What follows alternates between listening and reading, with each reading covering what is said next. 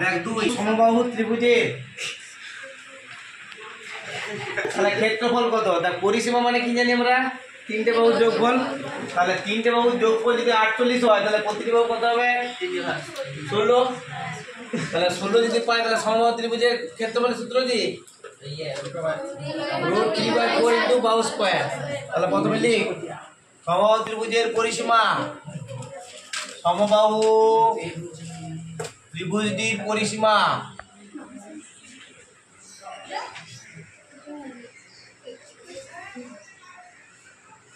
কত? 48 সেমি। তাহলে বাহু কত হবে? অর্থাৎ প্রত্যেক বাহুর দৈর্ঘ্য, প্রত্যেক বাহুর দৈর্ঘ্য কত? 48 ভাজিত 3 সমান 16 সেমি। অর্থাৎ ক্ষেত্রফল,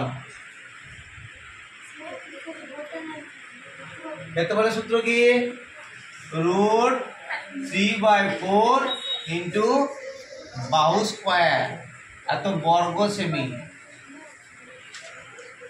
তাহলে √3/4 ইন্টু 16 স্কয়ার, 16 মানে কি? 16 ইন্টু 16 স্কয়ার না 16 ইন্টু 16, এত বর্গ সেমি।